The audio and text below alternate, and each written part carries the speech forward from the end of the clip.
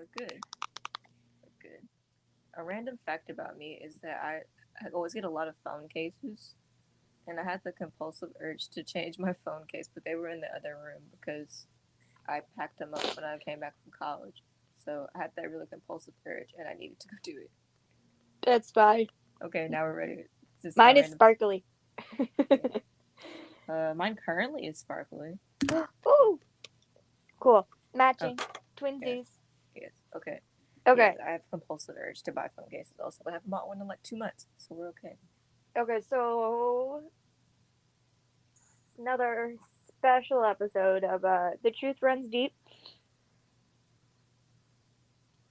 Are you introducing yourself, or am I introducing both of us? Oh yeah, I'm Callie. And I'm Taryn.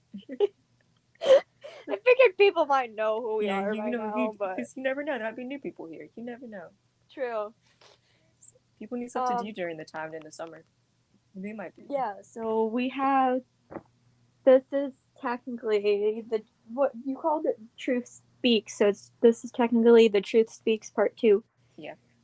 Because the first, so if you don't know what we're doing, Taryn and I are both fic writers, Yeah. and we decided after 2309 to start a fic, a verse fic, Mm-hmm. and we called it, or I think You called it that. You yeah, titled it. I don't know, I thought it worked. It does work. It's The fair. truth and nothing but the truth. Mm-hmm. And so we decided to dedicate a few special episodes. That's probably gonna be a whole chunk. Yeah. To explaining our thought process and like reading slash reenacting our some of our story for our viewers and readers. Yeah. And so if you haven't watched or listened to the first part where we go through the first 4 chapters, Mm-hmm. go do so, then come back here. Yeah. You should. It would make more sense if you did it. Yeah. It's a lot of fun stuff. Well, not really fun. It's not a fun time for anyone. But the reason why this happens is because of the first part. So, Yeah. and the fun fact is, it almost never happened. So, Yep. anyway, let's hop right into it. So because we need to hop right into it. Otherwise, our Okay. random book don't make sense. Chapter So 5. yeah, we're on chapter 5. Out Woo! of question mark 20 some. No, I think it's at 20 It's 27 question mark. question mark. It probably be a long time to this an ending because we have a lot of ideas and there's a lot of Which things. we sure do. Honestly, I'm wondering if we should break it into 2 books, but yeah. Could at some point, but I think once you get past that like chunk of closing that part of the chapter with I don't know how to explain it, but you know what I mean. Yeah, I think so. Yeah. Yeah, okay. So if when we close that part of the chapter of that, I think we can make this a second book. But for now, we'll keep it all assumed for now. But Yep. so chapter 5. Chapter 5. So this is the part where we decided we needed we wrote a lot more pulled in a bit more organized crime in this section. I think this is Yeah. like a lot more in this section. So we're like we have to really need to include Jen and Yana in this because it's important that they're included in the story. Yeah. We very much believe that both the characters and the actresses that play them are amazing and incredible Sure do. and deserve credit where credit is due. Mm-hmm. And minus a few things, we believe we do justice in writing them. Mm-hmm. And so this is very much a them focused chapter. So we're excited about that. Yeah. So I guess we're ready to hop into it and explain it. Okay. So I mean it starts in the morning and Olivia's trying to like think about the fact that she has to go testify for oh yeah. No, I forgot about all this. She has to go testify for an IEB investigation. Oh boy, yep. I was like, yep, that has to be included also. Um and she's just trying to get ready for her day and she's sitting with Noah in the kitchen who's having breakfast before school and Mm-hmm. he sees his mom's cast for the first time. Mm-hmm. And Olivia's like, "It's okay. I just got hurt at work, Mm-hmm. but I'm okay." Noah, being the sweet, helpful little boy he is, gets her cereal and hopes she feels better. She starts thinking a lot about Raphael and the letter that he wrote. Yeah, okay, so pause. So I guess if you haven't, maybe if you have listened to the first part, but but the letter is very important in this. Like we Oh wrote, yeah, very much this so. idea. Well, first off, we like this idea of a letter. We gotta fix it because whatever happened with Elliot's letter, we're like that. Throw that away. Get that out We of here. literally wrote it before that happened, and then We we're like, did. fine, we got the better letter. We did write the better letter, but basically, Because he wrote it himself. he did write it himself, and he wrote it in case he died.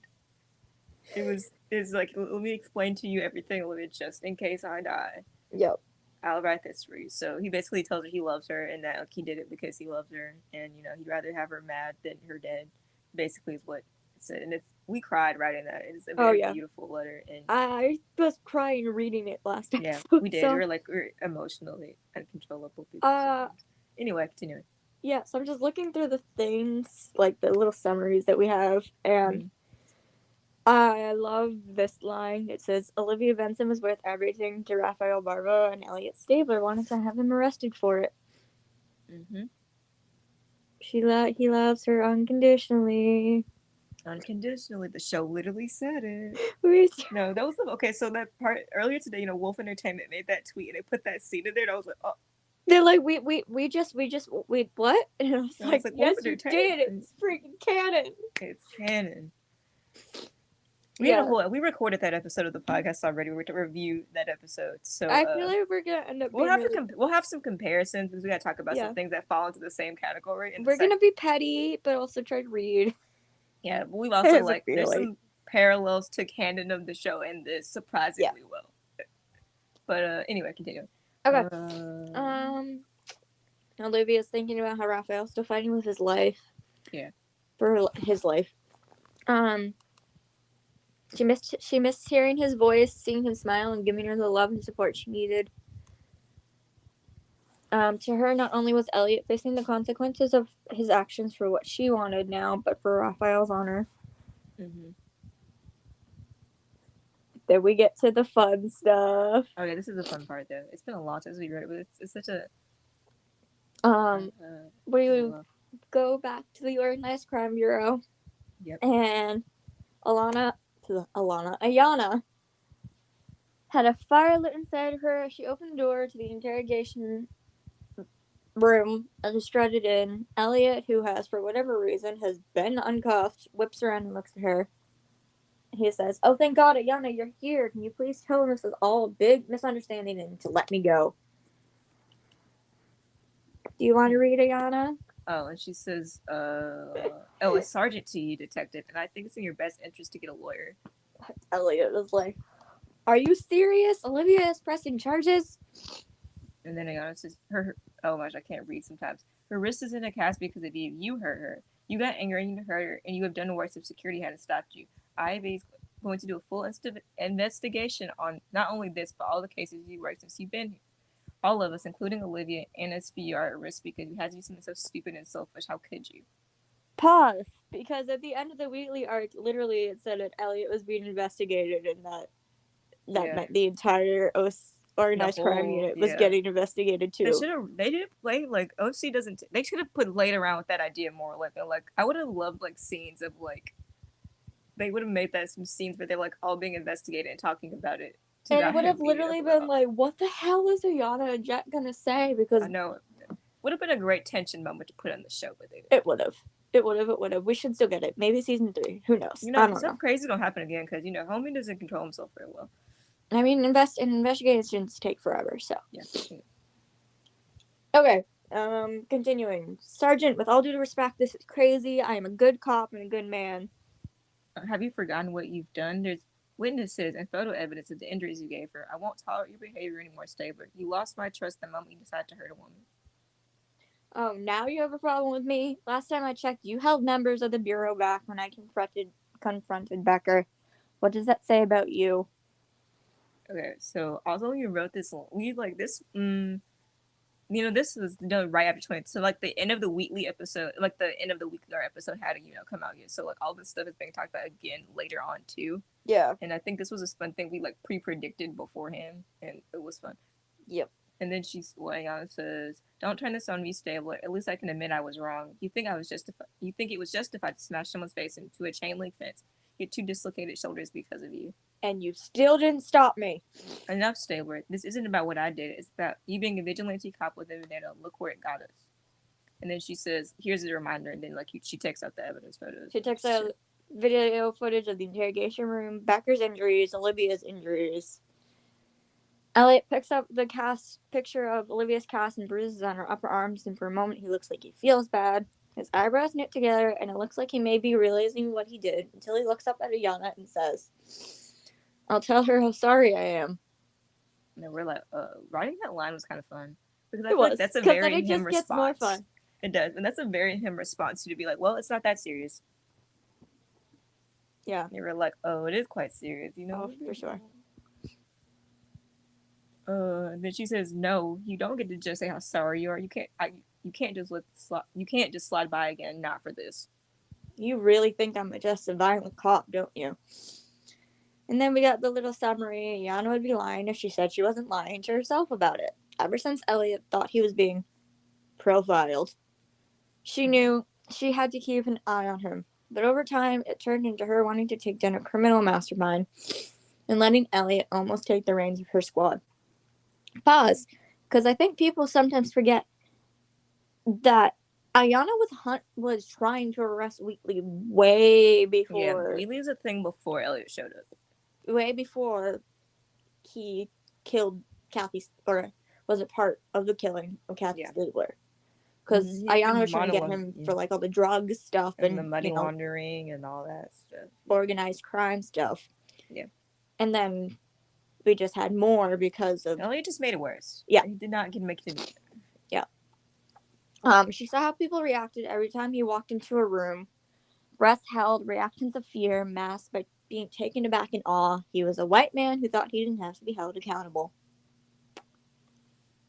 And you can very clearly tell that this is true about Elliot because even more now with the whole stupid Brotherhood arc. Yeah, he's just like whatever, you know. I mean, it wasn't stupid because it was pretty good, but like it was good, but like people like you're literally showing us that Elliot is a white cop. Yeah, he just does whatever he wants. It's like I won't be held accountable, and then like bad stuff happens, and I'm like, ew. Yeah. Okay, this is you. I had something else to say, but I forgot. Honestly. Never. Well. I lost my spot. You're nothing more than one of the good old boys who are the reason we have to change the force in the first place. I won't hold back anymore, Elliot. Mark my words. I wouldn't be too sure of that, Ayana. I said sorry. I said it. She's basically saying like she wants that respect. She needs to get to be casual with her in this situation. Now I don't remember which one of us came up with this idea. And honestly, oops. But also, probably, I think the next one is you wrote that one. I'm pretty sure I did. So it must have been my idea. And I don't really know if canonically he would do this.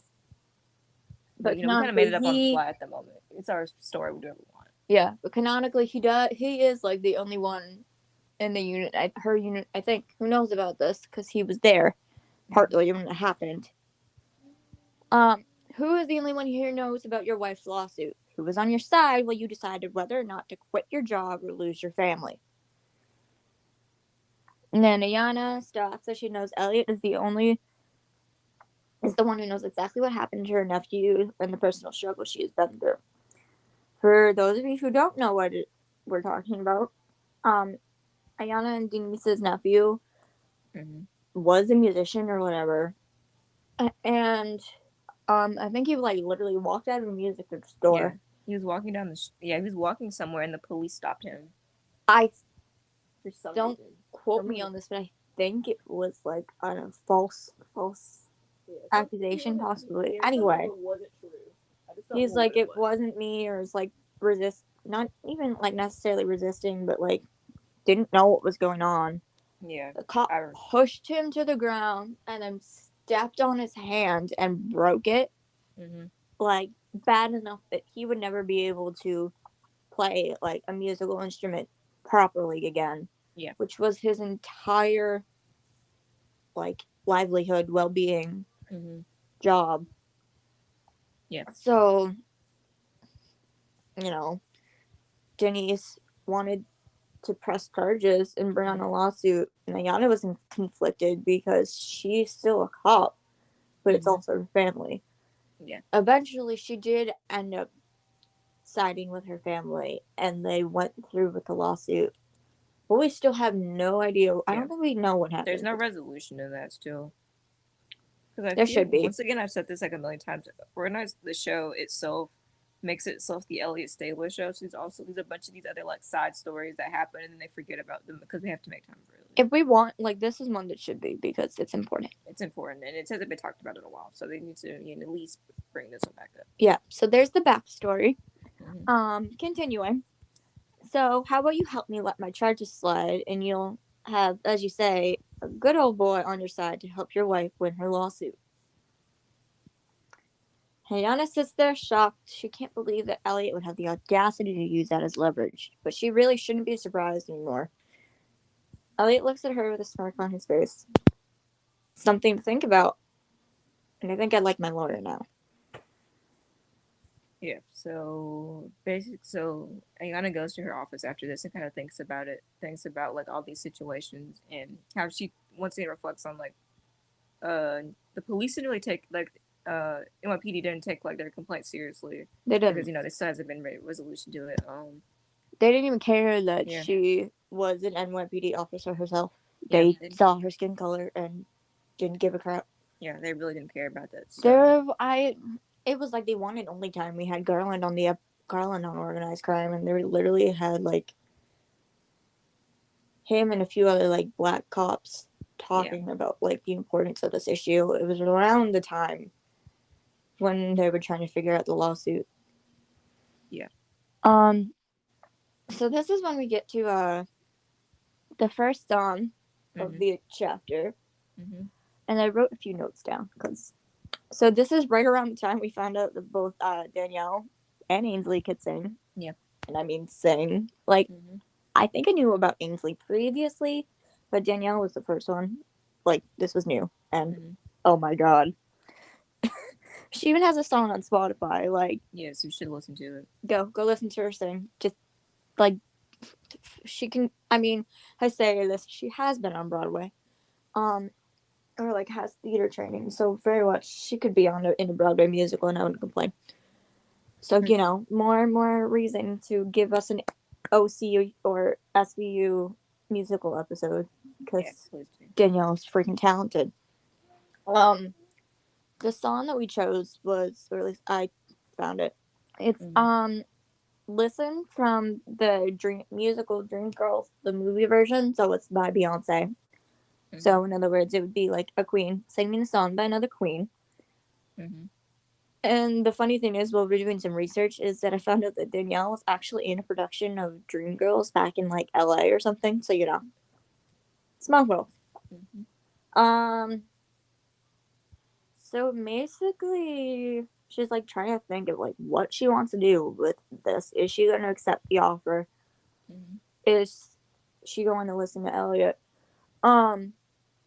A few of the lyrics. Let's see. One is, it starts out like her thinking. It says, "I'm done believing you. You don't know what I'm feeling. I'm more than what you made of me. I followed the voice that you gave to me, but now I gotta find my own. I'm screaming out. My dreams will be heard. They will not be pushed aside in words into your own, all because you won't listen." Also, the fact that Elliot is still disrespectful to like she's a sergeant, but she's also technically his partner. Yeah. You can see her yeah, so he doesn't care about listening to commanding officer or his partner. He doesn't care about anybody's respecting because he sure doesn't care about Lady being the captain, but whatever. We'll talk about that at another point. In the end, she like thinks of it. Near the end, she walks back in the interrogation room. Elliot thinks, "Oh, good, you've accepted my offer," but she's not done. And this is where the lyrics in the song change, and I love this. I don't know where I belong, but I'll be moving on. If you won't listen to the song here in my heart. A melody I start, but I will complete. oh, now I'm done believing you. You don't know what I'm feeling. I'm more than what you made of me. I followed the voice you think you gave to me. That little change, it's basically like, you think you did so much for me, Mm-hmm. but in reality, I did everything for me, and you wouldn't be anything if you weren't here. Which Mm-hmm. is true, because Yeah. Elliot wouldn't have a job in organized crime if Ayana didn't, like, Let him be there. let it happen. Yeah. So, yeah. So, Ayana's done. Mm-hmm. Do you want to read the line? Oh, the last. Okay, she says, "No Last deal, one. Stapler. I'm I'm doing things my own way from now on. Once your lawyer gets here, I'm done with you." And then she walks out. Like she's angry, but like a you said angry yet invigorated, and Yep. it's time for things fin. It's time things finally changed. Mm-hmm. So we So, should have did a section marker, but we forgot. But anyway, yep. We literally just said meanwhile. So, yeah, we forgot to do so. meanwhile, Anyway, back to the SVU squad because Olivia's in 1PP waiting for her interview. Her squad comes over. Carisi tells her, as much as I would like to. hello.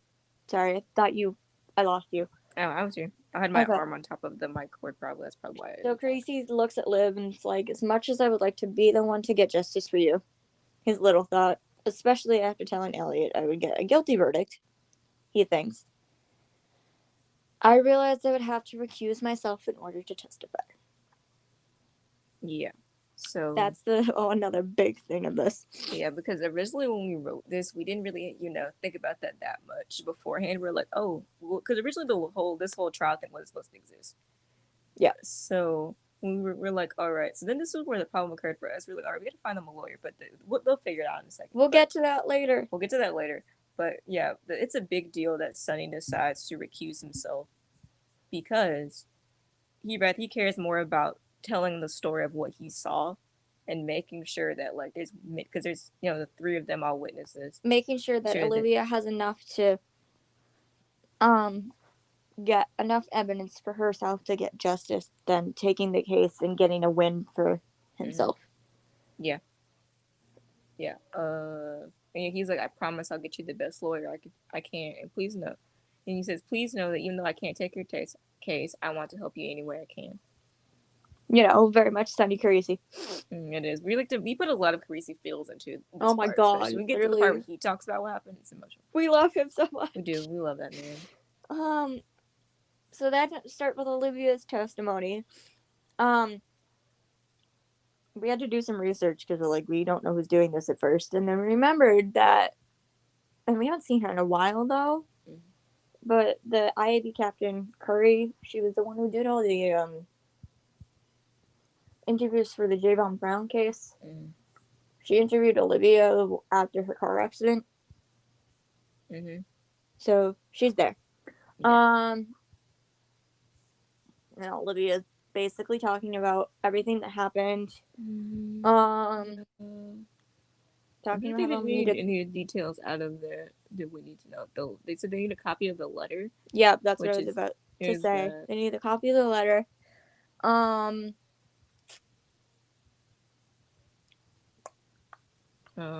She talks about how they were like, we gotta go check on Barbara, that kind of thing. Yeah. That also happens. This is an important line that we wrote a little bit. She says, in regarding to Elliot, she says, he gaslit me into thinking he's changed. That it was okay for him to let him in the interrogation room back then, and gaslit me into thinking that there really was no problem with his violence. But the marks on my body and the marks you can't see prove otherwise. Yeah, and then Kurt is like, thank you, I think that's all we need from you today. Renee's like, take care of yourself, there's gonna be a lot happening in the next few days. Amanda comforts her. Mm-hmm. Now Amanda's turn. I don't think there's anything said.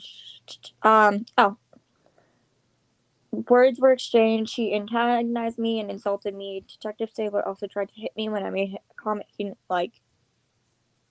The content of the comment isn't important. Detective Stabler saw red and tried to hurt me. Luckily, I was pulled out of the way in time. Amanda starts crying. Mm-hmm. For Olivia, it was too late. We're all trying to leave, but Detective Stabler grabbed her so fast they were basically helpless as we tried to pull her away. Curry asked why they try so hard. Mm-hmm. First, I wasn't going to leave another woman alone while she was being physically assaulted. Second, Captain Vincent told me on a previous occasion when Stabler went against us to further an OC federal case, leaving hours in the dust that she thought she knew Stabler. I had to tell her that she used to. Detective Stabler was not the man she thought she knew, and I couldn't just stand by when she was. Amanda stops. Curry sees she's struggling. She stops the recording. Amanda's like, I don't want Captain Benson to hear this. It'll help her case. It will hurt her in the process. And it doesn't get recorded. It stays in the room. Mm-hmm. And Amanda says, I couldn't stand by when she was falling victim to Detective Stabler's abuse all over again. Wait, we need to take a pause break and talk about because the fact that we use this particular sentence is really interesting. Oh yeah, like oopsie. What But you yeah, to it's know true though. because a friend of ours made a tweet about, well, there's two tweets that are very similar about this, but the same thing, same concept. I took a screenshot. Hold on, because I needed to make sure that I knew where they were.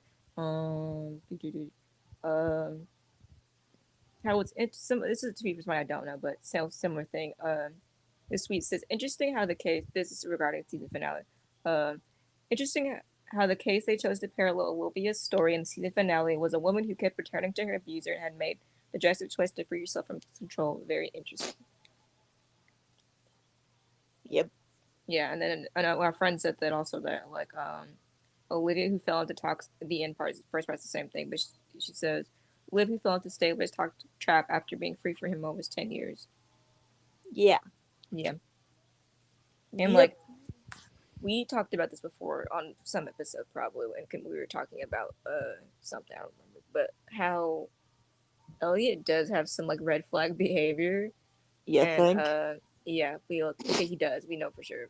It just can't improve. Yeah, he that. does. Yeah. And how like Olivia literally is his victim, and it's very clear in the season finale because she can't point out her, like everyone else seems to see that Elliot is basically, he's like the bully older brother to her, and but no one else can see that except for no one. I mean, everyone can see that except for her. And everybody was seeing that Barbara was trying to protect her except her. Literally everyone said that. Yep. But she doesn't see it herself. But Anyway. Not on that point. We'll ramble about that. We've already rambled about that. We'll do it again. Back Listen to that the episode story. of the podcast when we get there. Back to the story. Rollins finishes. She walks back in the hallway.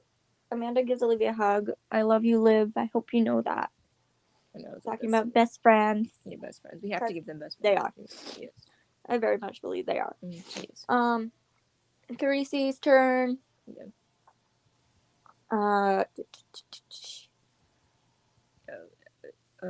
Basically talking about how a lot of this Wheatley trial. Yeah. He talks about how they tried to get he talks about the Wheatley trial at first. Because if anybody was gonna know as much about the Wheatley trial, it'd be Carisi. Yeah, and how like Elliot really blames Raphael, and we kind of, well, the show doesn't make that point, but I feel like it's kind of true. Unfortunately, yeah, it's true that Elliot puts more of the blame on Raphael because in his mind the only thing he knew about Raphael that he is that one, he was friends with Olivia, and two, he's a good lawyer, and then he used it to go defend Wheatley. Yeah, somebody Olivia trusts per se. That's the only thing he really knew, is that like they were. I don't know if he really knows that exactly either, but it's kind of hard to explain it. But like, I think Elliot knew something about the fact that Olivia and Raphael were close. Yeah, they're friends, at least. He at least know that. Or okay, yes. Then they start talking about what happened at the how Elliot wanted to arrest Barbara. Yeah. after they were all being raided by him for standing up for him. Yeah. And what happened to Olivia. And Curry says, did Captain Benson seem okay to you? Did you feel uncomfortable or anxious in any way regarding Detective Saylor's presence or actions? Okay, pause real quick. The fact that we use uncomfortable or anxious. Yeah. And Olivia uses the same words to describe him in the season finale. Oh wait, seriously?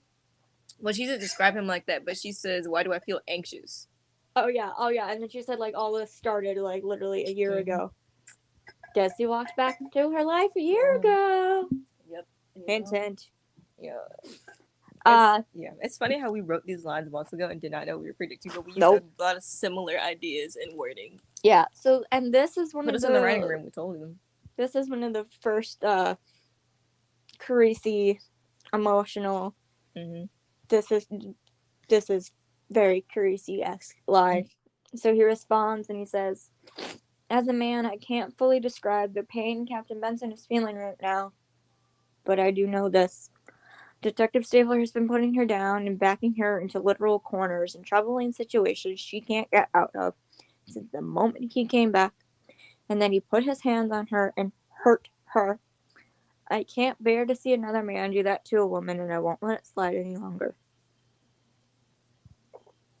Oh, so good. It's such a good line, and It is. It's very much Carisi. It really reminds me of like the episode in a sense.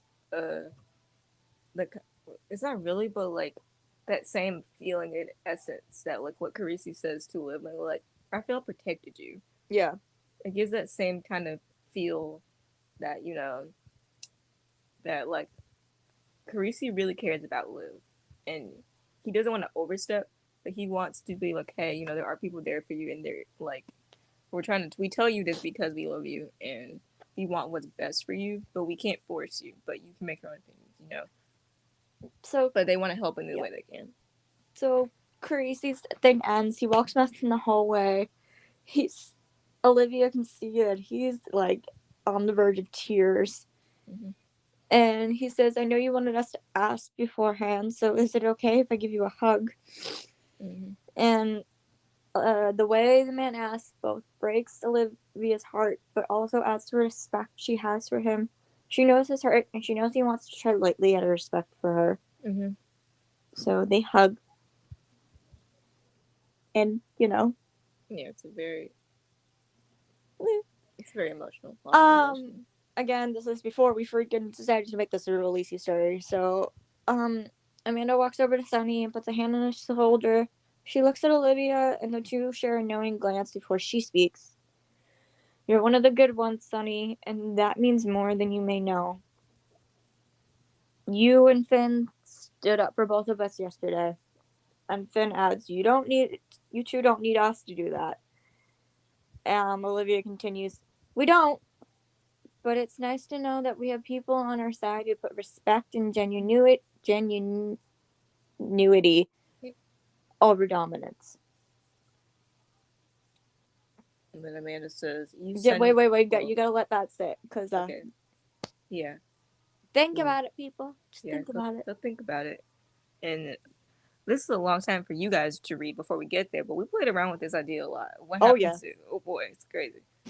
We'll let our friend start reading part of that, and she's like, what are you doing? I was like, I don't know. I had a little too much fun. Anyway, so Amanda turns to Finn and she says, you, Sunny, and Raphael give us hope that there are good men in the world. So that kind of was not only Olivia and Amanda speaking, I feel like that was us projecting a bit. Because it's true. It does. True. Mm-hmm. We need men like Sunny, more men like Sunny, Raphael, and Finn in the world. Mm-hmm. Anyway, then it's Finn's turn. Yeah. Finn is slightly different in the fact that, like, sure, he says the same story, but what he says a little bit differently is the fact that, like, he talks about Elliot's jealousy in like this one point. We bring up some of those incidents in this. He mentions their conversation when Elliot first came back. Yeah. And then just to prove to anyone who thinks we haven't, we watch 1.0. Sure do. We sure do. I myself watch it regularly just to be like, am I crazy? And so when he's talking about who's the guy, Curry's like, why did that jump out for you? And Finn says, when Captain Benson and Detective Stabler were partners, she was considered his work wife. Her whole life... Kathy literally says that. He's like, Yeah. She's like, are you talking to your work wife? And I was like, oh. Her whole life seemed to revolve around the job and him. She knew it was a problem at times. When a little boy was killed by a perp we were chasing, Detective Stabler risked the chance of saving him by checking on Olivia when the perp cut her throat. Captain Benson was fine and the boy died. And later, when they had to chase the perp to the warehouse, Detective Stabler was taken hostage, and Captain Benson refused to jeopardize Stabler's life by killing the perp. A sniper had to instead. That's it. Captain Benson knew their relationship was getting in the way of the job, and she immediately requested a new partner. Yeah, this is the episode Fault. This is where the one with Lou Diamond Phillips, I think is the actor's name. Yeah, because we talked about this last time when we talked about, like, he's like, because Elliot literally says Olivia, it's her fault. And I don't need to protect, I don't want to, why I have to watch your back all the time. He says that in all of that episode. We talked about that last time. Yeah, Finn continues. The two became codependent on each other, and that all came to a crashing halt when Detective Stabler left and announced. Or so we thought. Yeah. I have been by Captain Benson's side since that day. I have seen her go through the highest highs and the lowest lows. But I can honestly say she never would have become the incredible woman she is today if Detective Stabler had stayed. And we are standing by that point. Yeah, I'll die on that hill. Dying on that hill. Because it's true. Like, if you, like, think about it canonically, there would be no... If he had stayed, there would be no Amanda. There would be no Amanda, and there'd be no Nick either. And she literally told Amaro, I grew more with you in 5 years than I did in 12 with Elliot. So ha. Yeah, Canon told us that. Canon said it. Canon said it. But yeah, there would be no that. There would be. We wouldn't have any of her and Barbo if he had stayed. No, you wouldn't have Noah. No, probably not. Probably no Noah. Because they're like finding something. Yeah, they probably don't Noah. They would probably probably no Carisi. Probably know anybody afterwards. Yeah, really. Finn continued, like, Finn says, there was no room to grow in that relationship. It didn't allow for anything else. Captain Benson was always listening to him or doing things for him. When he left, she finally got to focus on herself. It has been one hell of a ride for her, but she became the captain and person she was meant to be. Detective Stabler wants to hold her back from everything she has accomplished in 10 years without him. It's not Captain Benson's fault. She changed for the better, and Detective Stabler didn't. Finn thinks back to what Olivia said earlier. There's a difference between dominance and respect, and by hurting Captain Benson, Detective Stabler has shown which trait he prefers. Yeah, and that's kind of how Finn ends his IAB stuff ends. Yes. Everybody go. Olivia, Amanda, and the squad take Olivia to go see Raphael. Yeah. But then we transition back. Organized crime. This is the fun part. This is the fun part. So we mentioned, I think, in the last part, we're like, Elliot needs a lawyer. Yeah. We couldn't decide. So pick the top. I picked one. And I picked one. You picked one. Doing with both. But we'll tell you who they are in a second. Oh yeah, this gets fun. It is. It got too fun. It got very fun. The courtroom scene's so fun. 2 figures in the doorway. Good, you're here. Detective Stabler, I'm Rita Calhoun. It's nice to meet you. We're sorry it's under these circumstances. A bit ridiculous, if you ask me. Buchanan scoffs. Okay. Dun dun dun dun. So I picked Buchanan and you picked Rita. I'm pretty sure is what we did. No, I think it was the other way around. Maybe it was. I don't remember. Because I think you wanted Rita because of her connection to Barba. Oh yeah, I did say. Maybe I did say. Maybe I don't remember. It was like 4 months since we wrote this. And I think I said I wanted Buchanan because he's misogynistic and literally. Maybe that's true. That could be correct. I don't remember. Anyway, so with the tag team duo. We checked while we were writing this. Buchanan his first appearance was back in 1.0. Yeah. So It's hilariously funny too to be like, oh, it's Buchanan. Oh boy. Elliot, yeah, like he looked so young. It was like one of his So, first cases or it's whatever. like season 11, something Yeah. like So he had met Elliot before, but Elliot Yeah. had never met Rita. So that. Yeah. And also, we thought this was fine because it happened before the show in 17-1. yeah, And they've teamed 2. up before. They were the tag team duo when what was his Against the name? Rudnick. Yeah, when Dr. Rudnick was put on trial for the tag team duo, and I was like, oh, we can do it for real. It's in the show. So yeah, it ended up being really fun. They talk about like how he needs the best defense team he can get because the charges are ridiculous. Yeah, Buchanan thinks that. Rita says, "Don't worry. With your good reputation, a jury will see these as nothing more than a simple misunderstanding." Buchanan says, finishing her sentence. Rita says, "The only concern we have right now is that you have no character witnesses." Yeah. And Elliot has an idea in his head. If you bring in our department hacker Jet Slootmakers. Yeah, I've been saying Slootmakers, but no one knows. I think that's how it is. I love how Ansley was like, I'd like to be the one who knew how to say it. No one knows. I'm pretty sure it's Slootmakers. We're gonna go with it. Check it later. She'll support me. Good, we'll call her down here. You can bring her up to speed.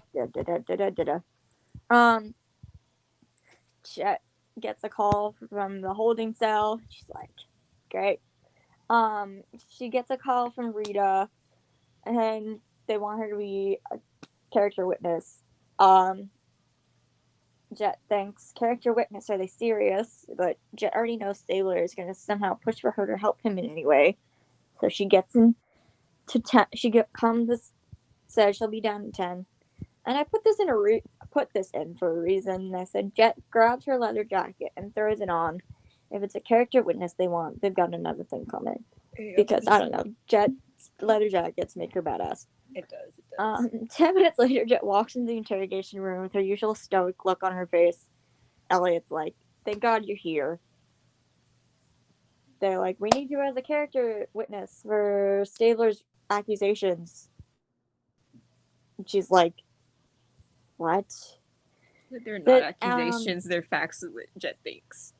Yeah, because it's true. And Buchanan says that we need to know that Detective Stabler is a good cop that only has these accusations because he acted under extreme duress. Jet says, if you want me to say something that isn't true, then call another character witness. Yeah, she's like, I'm not. And then we get to a big thing. Oh yeah, this was an interesting thing we threw in, and this is a theme throughout. Yeah. Throughout the Elliot whole first says, and later we use this idea. Oh yeah. First says, you two, Jet, I thought you were on my side. First Sienna, now you. Buchanan looks at her and says, listen, honey. Jet whips around and glares at him. Don't call me that. I am a detective, for God's sakes. Big thing, because, like, Jet is still young. Yeah. And also, Buchanan does not give a crap about women. No. Which is scary to me, the fact that he's a dad. Yeah. He has a daughter. He has a daughter. I was writing one day. I was watching an episode, and he was like, I have a daughter, too. We're like, huh? And she texted me, and I was like, he has a daughter? I'm like, yep, apparently. Like, of all the misogynistic people on the show, and the fact that he has a girl of his own, she's like, my daughter likes to party. I'm like, good God. I'm like, no. Yeah. I mean, hey, for all we know, he could be a great dad. Yeah. But from everything we know of him on the show, I'm not convinced. Yeah, not convinced of that one. Anyway. But, continuing. Jack continues. She looks at Elliot. I thought something real quick. This thing of pet names is something we use as a theme throughout the fic. It keeps going. Yeah. He's not the only person who does it either, but, we'll talk about that later. Yep. You called me in here because you think I'm just the hacker girl you can order around, huh? Well, you're wrong. I'm tired of you thinking you are in the clear. And we got another song. Yes. So this song is You Don't Know Me. Yeah. It's by Elizabeth Giles, and it's from Victorious. It's from the show on Nickelodeon. The character who sings it, her name is Jade. Mm-hmm. Very, very, very similar personality to Jet. But Jade is like a little more angry. Yeah. But I feel like still... The song itself is still fits. And the Very. situation, I think, was something similar. I can't remember what it was currently, but It's very, very Jet. Few lyrics. And you push me back, I'll push you back, harder, harder. You scream at me, I'll scream at you, louder, la la la la, louder. And I wrote this because for some reason when we were writing it, I could picture it. And it said, Jet starts circling around the table, glaring at Elliot. I'm dangerous. I'm warning you, but you're not afraid of me, and I can't convince you. You don't know me. You don't know what you get, but you don't know what you're getting into. There's so much more to me than what you think of you see. So listen to me. Just listen to me. Do. Buchanan starts chuckling, and she glares at him and says, I'm dangerous, I'm warning you. That part again.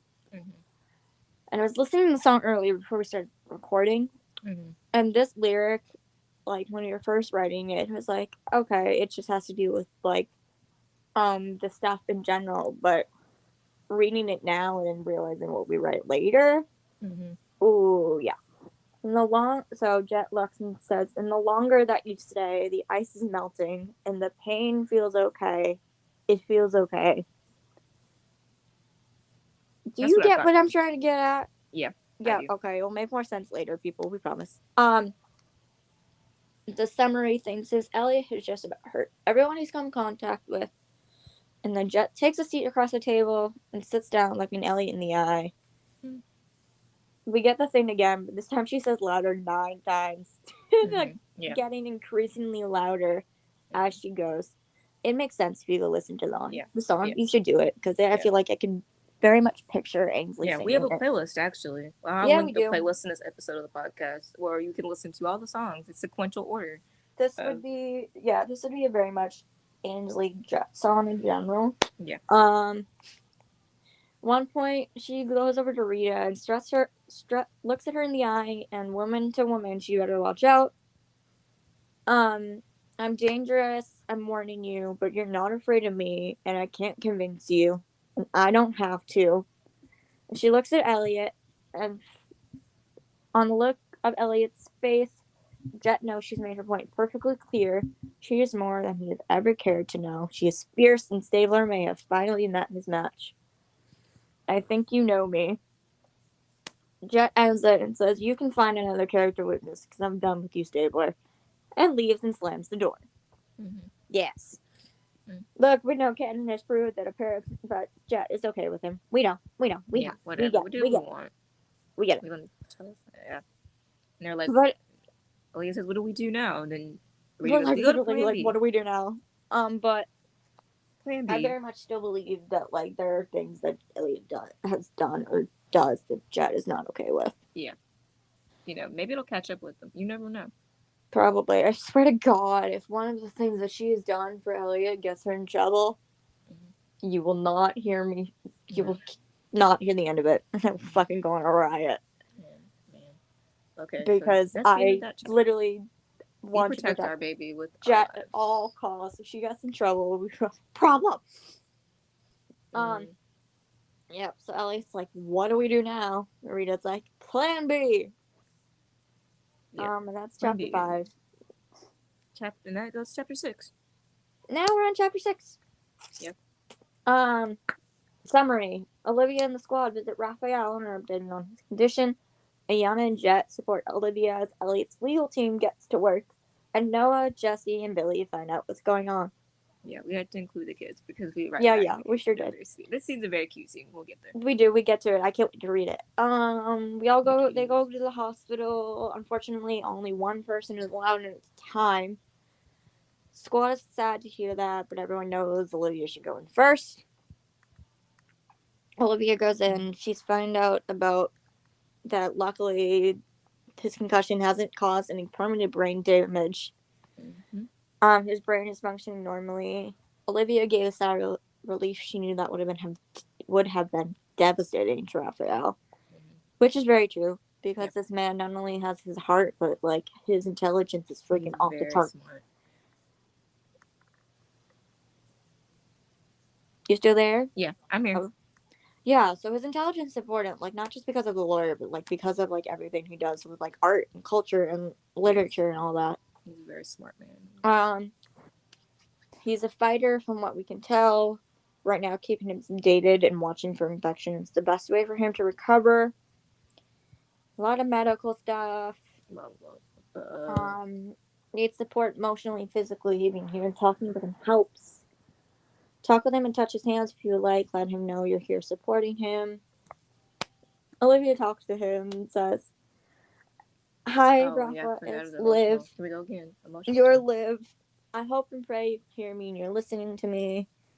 You saved my life, and I keep fighting for yours."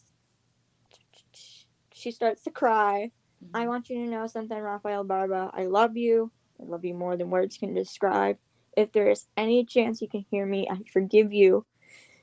And if you can't fight anymore, if you can't hold on, that's okay. You'll always be my hero. Always." She had said 3 important words she hoped Raphael heard. "I love you." She didn't realize that she says it out loud, but she had to. She's hoping he heard him. She kisses his forehead and walks out back to her squad, and they give her an update. She says all we can do right now is support him and hope he wakes up. Mm-hmm. And then we have more Sunny stuff. Sunny says, "I lit a candle for you and Raphael last night. I feel like it's how I could help." Olivia responds, "Thank you, Sunny. I think we all need a little faith right now." Because, you know, Catholic love, his Catholic, I feel like it would be a very Sunny thing to do. Yeah. Sunny gets a phone call from the DA's office. He has to come back and tell the squad that Elliot lawyered up. Mm-hmm. Callahan and Buchanan are defending him. Mm-hmm. And everyone's like, why? Olivia says, "I see Buchanan taking his case, but why Rita? She and Raphael are friends. If she knew the trouble Elliot had caused us, including Raphael, she wouldn't take his side." Sunny says, "I wish I knew Liv, but I do know Stable. I want the best representation possible." And we're like, Lawyer Carisi is talking. Mm-hmm. Olivia's a little ticked off, but she knows he means no ill will, and he has a valid point. Amanda's like, "Well, Calhoun did take the Gallagher case. Maybe we don't know as well as we thought we did." And the show freaking needs to bring this back up again. Because literally, you leave us with this lie. Yeah. Lie back and pretend you're enjoying it, and you will nothing. Yeah. And have we seen Rita since then? Well, I mean, they mentioned her in the finale because apparently she called her, but that's about it. She's too busy. But you know it's for the best. Yeah. So, should we talk about how Rita's like she wasn't let into the ring to fight? Yeah, that's kind of important because it's the reason, kind of falls into the reason of why she's defending. We'll get to it later. Basically, lie back and pretend you're enjoying it. Because she didn't have really any other choice but to take the Gallagher case. And Olivia's like, it doesn't make sense because Rita has defended her and even Nick. Yeah. So what was going on? Hold on. Okay. Then we get to the fact that they are going to back to organized crime. They're all going back to the bureau. Yes. We wanted to update on the fact that Elliot's lawyered up, but they won't meet him until the afternoon. And everyone's like, "Did he try to talk to you before he lawyered up?" Jet's like, "We both talked to him and he wanted me to be his character witness." And Yana says, "And he wanted me to help get the charges dropped in exchange for helping my wife win her lawsuit." Mm-hmm. He didn't even care how it would affect us. He doesn't see us as his fellow officers. He sees us as his pawns. Amanda finished. Mm-hmm. Jet nods, and Finn, seeing Ayana is still silent, walks over to her. Do you want to read this part? This is kind of you. More you. Oh, she's I'm sorry that Elliot. Who's speaking? It's Finn. That's Finn. He says, "I'm sorry that Elliot tried to use his lawsuit against you. I know the situation has been difficult for you." And then we wrote, Ayana nods. She knows that Finn is the only other person who truly understands her point of view and struggles as a cop and as a black person. Which is true. Yeah. Mm. Ayana says, all of this is harder than... No, wait, That's sorry, this is Olivia. Olivia. Yeah. All of this was harder than what I thought I could handle. I'm grateful to have you all being patient and understanding with me. As crazy as it sounds, I wouldn't have come to terms that he has hurt me more than he ever helped me without the past few days happening. I argued with myself last night, wondering if this was the right decision. Having to come to terms that I am a victim of his gaslighting has been one of the hardest things emotionally. So yeah, Cannon, get your freaking act together and make her realize that. Yeah. Help me, God. Yeah. And then Olivia takes a deep breath before turning to Yana. She says, with that being said, part of me still wonders if we'll have your support. And then Yana's like, what is that supposed to mean? Olivia says, I think you know, Sergeant. The last time we trusted you, a rape victim's case was ignored for a federal case. And we get into episode things, because it was one of the first, or like a recent crossover when everyone was like, Elliot's hasn't changed, or Elliot isn't the same person it used to. Yeah. Ayana says Federal Agent Gray was not good at hiding things. Stabler was in the room when that deal was being cut. That deal being in the case would go to the feds. Yeah. That's how he knew to shoot Navarro so he could help us take down Anton Popkov, which is like the guy that organized crime was trying to take down. Yeah. You told me back then that I just went along with it, and the truth is you were right. Taking down Popkov needed to be done, but I never wanted to do it at the expense of the poor girl who was assaulted. Pause. Yeah. We don't really have any full thing of that, except Danielle's facial expression looked pretty sad when Olivia told her that, and of like, because I respect you, I'm gonna pretend you didn't say that. Oh yeah, you're right. But also the fact that she went undercover at like a gala that turned into like an auction for like trafficked girls, and she was like shocked and wild.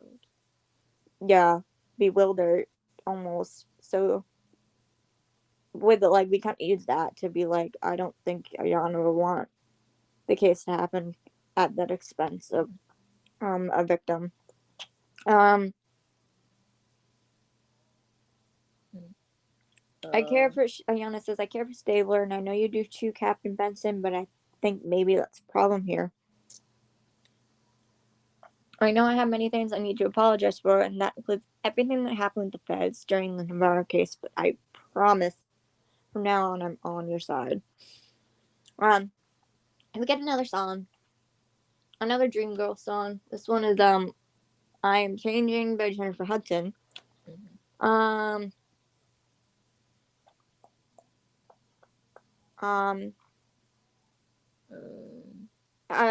see. I'm trying to think. There's not really much. This one. How many good friends have I already lost? How many dark nights have I known? Walking down that wrong road, there was nothing I could find. All of those years of darkness can make a person blind. Because honestly, Elliot's blinded Ayana too. Yeah. I mean, she's yelled at him more than Olivia, but like, you can see it every time he like. They've made some choices based on what he wanted versus what she said. And every time he like hangs up the phone, like, and she's like, I'm not listening for backup. You can see her like. Yeah, she's like, I'm not done talking to you. He's just like, bye. Annoyed. You just told me not to. She gets annoyed. Her eyes roll. She sighs. All that. Yeah.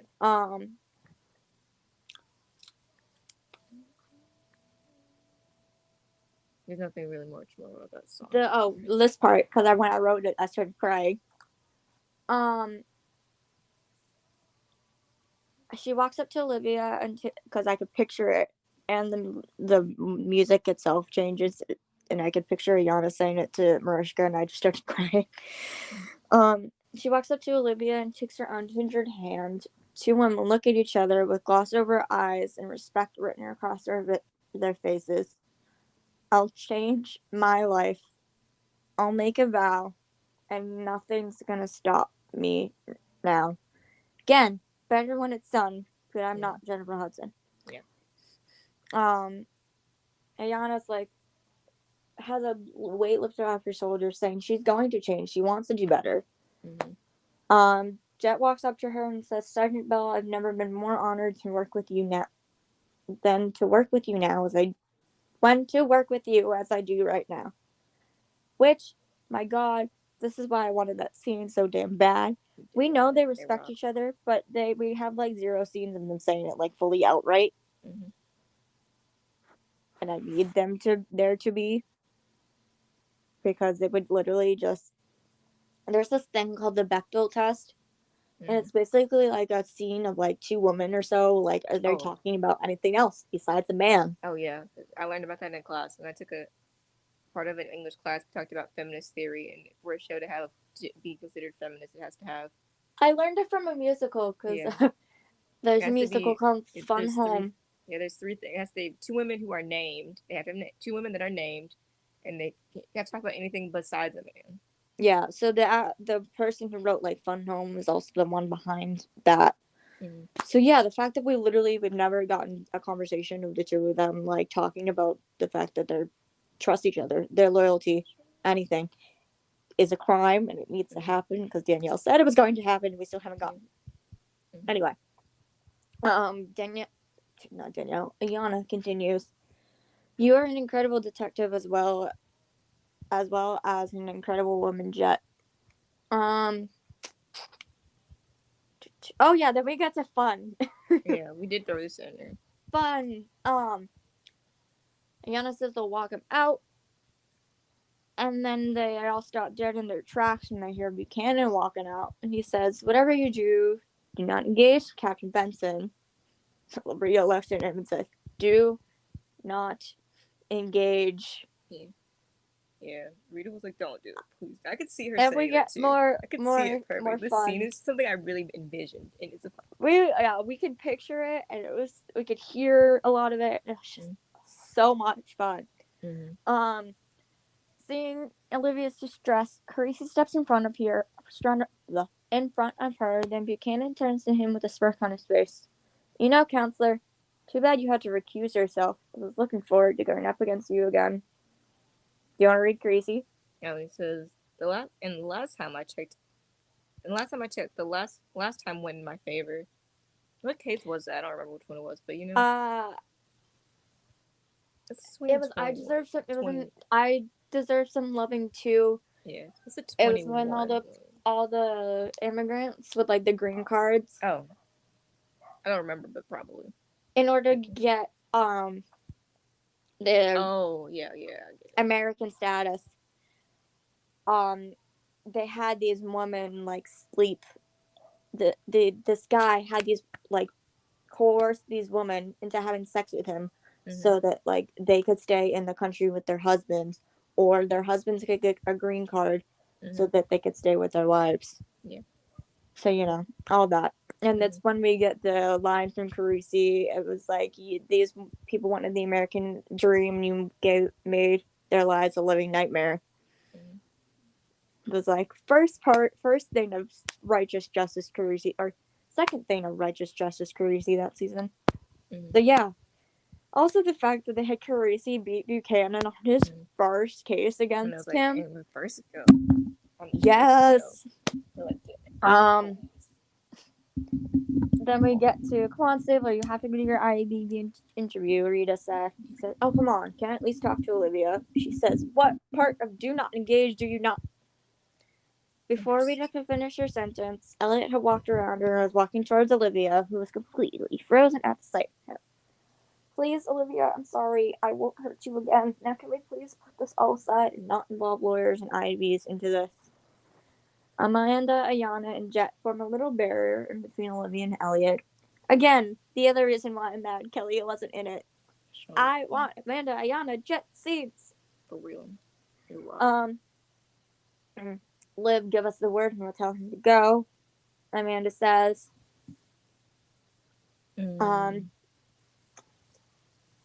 Leave her alone, Stabler. Won't ask again.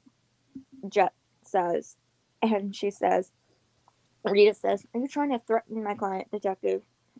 Jet says, "Weren't you the one who was telling him not to engage with her? I'm doing you a favor." Which I feel like would be a Jet thing. Yeah. Olivia's basically having an anxiety attack at this point. Yeah. He's like, "I just wanted to talk." Carisi says, "Last time you two talked, it ended with her wrist in a cast." Now, Buchanan's threatening Carisi because he would. Finn is like, "Elliot, if you actually care about her at all, you'll leave right now." Mm-hmm. Then we get this line. I think you're the one who wrote it. Oh, I did. Do you want to read it because you wrote it? Oh, yeah. Buchanan goes, "Oh, and Captain Benson, choose your battles better next time." And then leaves. Yeah, but it's very particular what he said that on purpose. He said that particularly for two reasons. There's two thoughts I had in my head when he said this. It's one, it's physical and emotional is both what he was referring to. Yeah. Because physically it's physically an altercation, and she kind of lost innocence, and what Buchanan thinks about, he's a misogynist, so he talks about like she should respect him as a man, blah blah. So yeah, that's what I meant by choose your battles better next time. It was a good line. It was. He would say that. I could just see the smirk on his face, being like, "Oh, yeah, for sure." And then Olivia basically starts crying. She falls to the ground. Jet rolls a chair over to her, and Amanda and Iana help her into the chair. Amanda says, Liv, it's okay. He's gone. It's just us now." Iana starts crying, and she's like, "I'm so sorry, Olivia. I didn't know they were still going to be here. Sorry to put you through that." They all talk. I love this one from Finn. It says, "I really have no idea how that team is ever going to actually get their shit together." For real, it's chaotic, man. It's just true. It's and so funny to write though, man. Which is actually a good thing for us. Yeah. Everyone's like, basically like, "Do you need anything right now?" And then, Carisi being Carisi, this is a very Carisi thing. He's like, "Liv, have you eaten anything today?" Yeah, I was like, "Have you?" I was like, "It's gonna ask about had you eaten?" Because I was like, she probably had.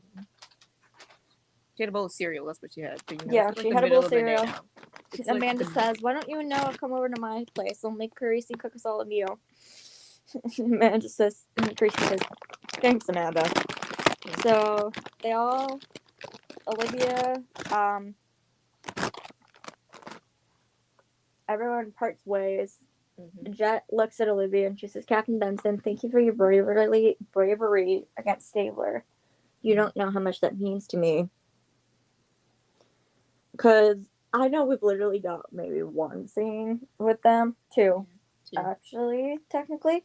That the first time Olivia ever walked into the Organized Crime Bureau, all the detectives literally just stopped, and you could see even Jet like looking like, "Oh my god, a legend just walked into the room." Also, the fact that Olivia personally Jet to come help with the case. So yeah. They all part ways. Oh wait, this one. Olivia says, "Jet, you've already proved today that in due time we'll both be able to move on from Detective Stabler and be the brave women I know we are. It's women like you that give me hope for the future." Everybody parts ways. Amanda drops off Olivia to grab Noah. They all head back to her apartment, and when Rollins opens the door, they are met with a flurry of blonde hair. "Mama!" Yeah, Jesse this is a really very cute. In my head, it's a very cute scene. Me too. They all needed a little happy break, happy cute children in the midst of whoever the hell is going on. All this crap. Because we have slept, but it also is important info. Amanda looks in the apartment and they say, "Look who else is here, girls! Uncle Sonny!" And then we don't know what we don't know what they call Jesse has called Olivia, but we decided to go with Auntie Liv for our thing. Yeah. Jesse sees her cast and she's like, "Auntie Liv, what's that?" And, Olivia's like, well, I got hurt working, but this cast will help my wrist get better. Billy's like, I like the color. Purple is my favorite color.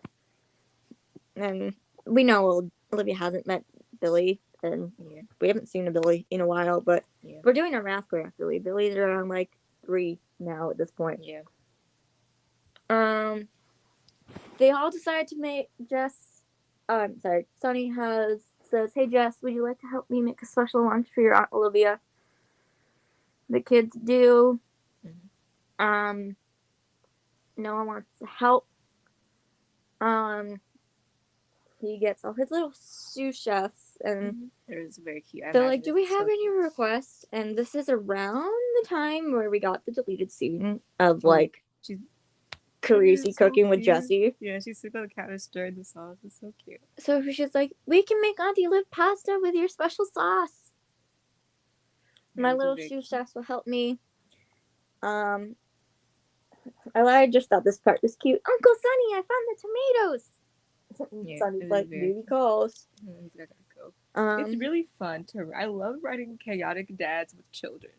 Same, because it is totally Sunny, even though they have it. Yeah, I wrote a Christmas fic, I think, one time where Amanda and Liv were like, they're getting like a mom's day off. Oh yeah, I love this fic of yours. I did, and then the kids and like Raphael and Sunny are there with the kids, and they're making the Christmas cookies, and it's very chaotic. It's very messy. We don't care. The adoption isn't official. Sunny is basically their dad. Yeah.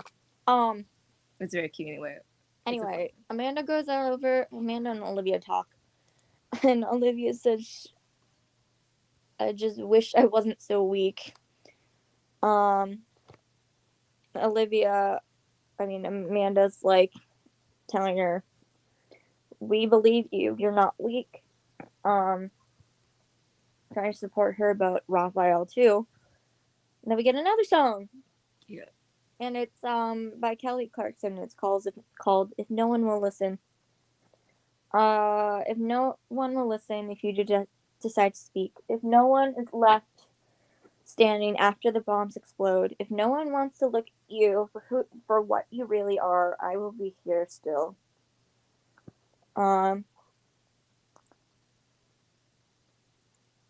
This part is important because it has to do with Amanda too. And it says, if you find your fists are raw and red from beating yourself down, if your legs have given out under the weight, if you find you've been settling for a world of gray so you wouldn't have to face down your own hate. Amanda chuckles humorously, the tears forming her own eyes. Olivia and Amanda understand each other more than anyone may realize. Their own demons have brought them down, and they have to fight to find the light. But if anyone can, it's them. And then, the chorus repeats twice, but it gets louder. Olivia hugs Amanda, so she just sit and cry. When they break, they look at each other with watery smiles.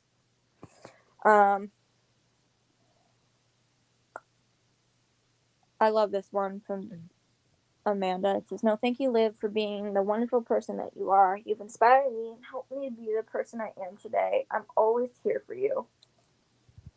Sunny walks in. He's like, are you two okay? Because, sweet Sunny Carisi.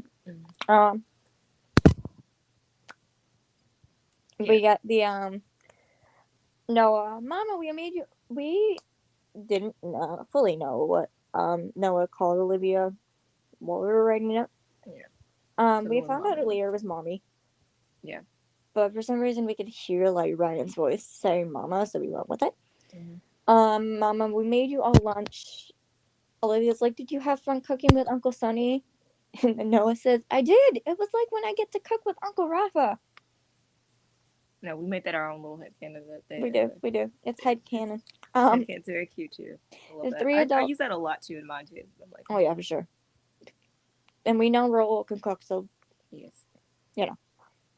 The three adults all look at each other and the other had to bring the kids up to speed somehow. So they all talk, they eat. This is a small releasey moment. I don't know if I meant it as a small releasey moment, but we kind of did.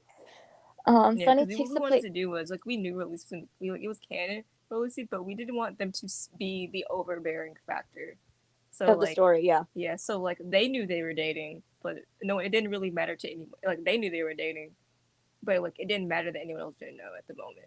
They talk about it later, but Yeah. He says, Sonny takes the plate away and whispers to Amanda, let me know if you need help telling the kids, all right? mhm. They tell the kids, your Uncle Rafa got hurt.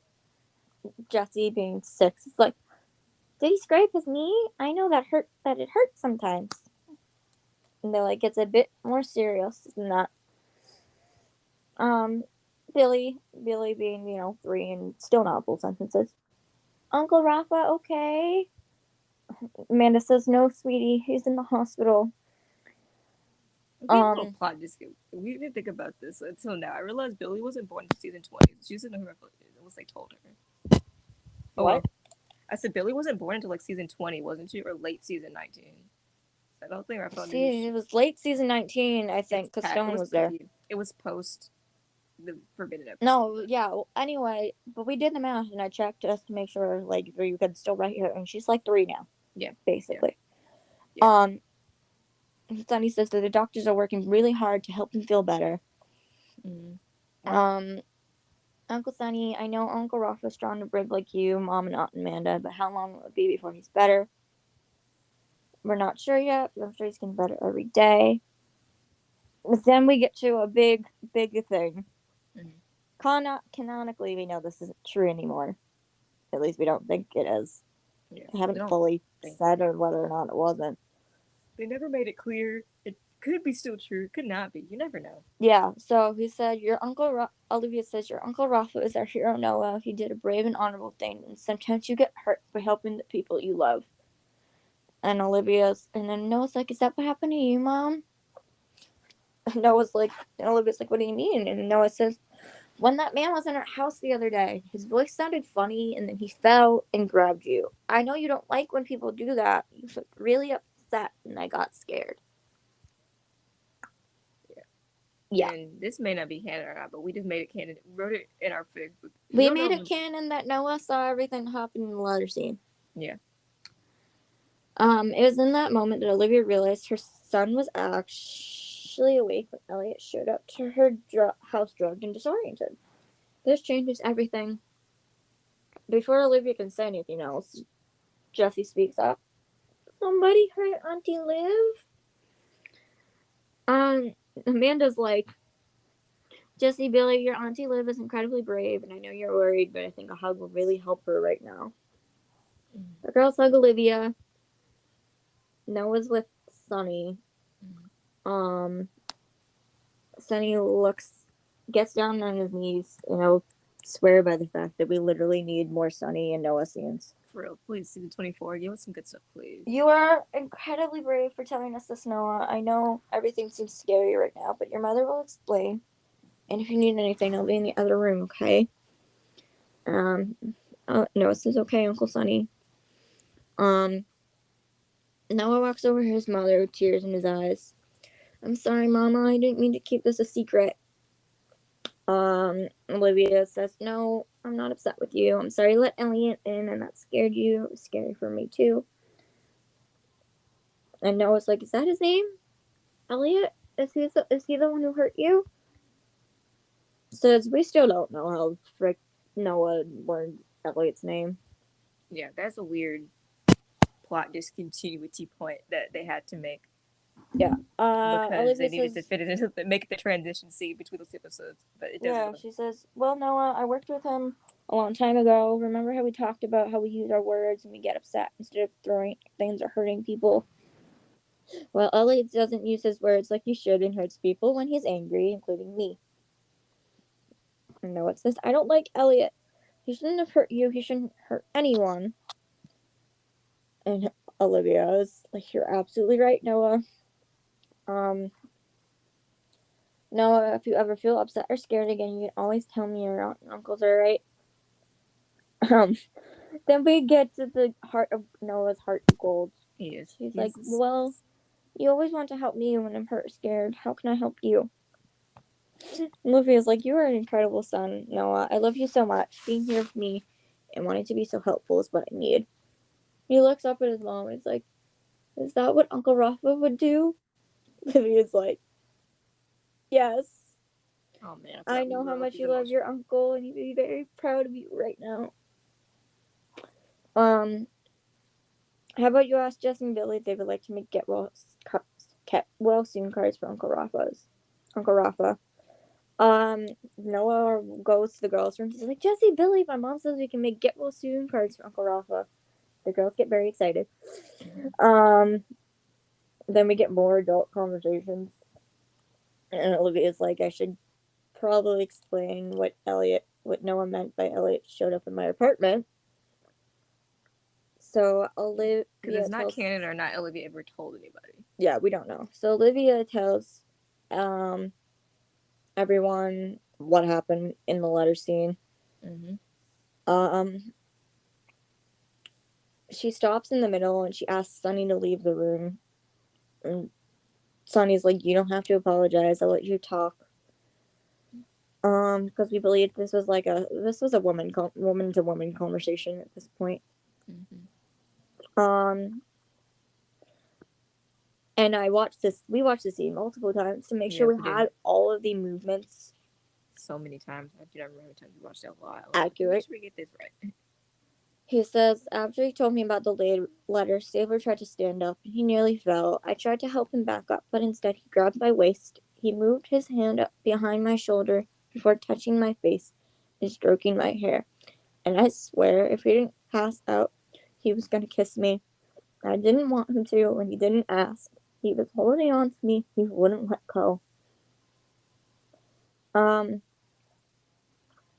Why do all the choices I made since he came back seem wrong? I've made decisions I regret trying to help him. Because I trusted him, I ignored all the signs something was wrong with Raphael. If only I had stopped to listen to him, we wouldn't be in this mess. I made Elliot angry and hurt me. Why didn't I think he wouldn't do it to me? This is an important thing from Amanda, because the show has told us this. No one thinks it will happen to them until it does. We see this all the time. Live wives and partners who think that the ones who love them mean well, have never hurt them intentionally. But the truth is, abusers like that will do it to anyone. Gotta let that sit too. Yeah. It's a very, because we wrote this all months ago. So it's still fascinating to me how the language we used when we wrote this being like. Yeah.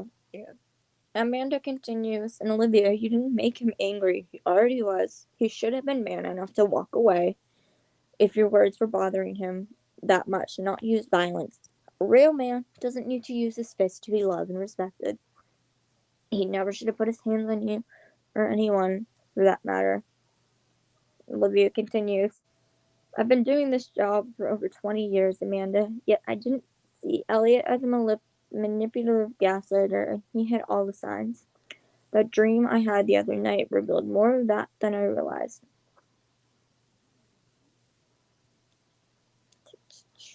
Yeah, I'm here. Then they go back, and Olivia mouths thank you to Sunny. And he knows that it meant something to her that he gave her space, which I also believe is a Sunny thing. Yeah. Then we have cute little things like Jesse trying to help Billy write Uncle Rafa. And Noah asks his mom, how do you spell courageous? And then she's like, why do you ask? And he holds up his card, and Noah's card says, thank you for always being courageous, Uncle Rafa, and for always loving my mom and I. I'm so happy to be your nephew, and I hope you feel better soon. Love, Noah.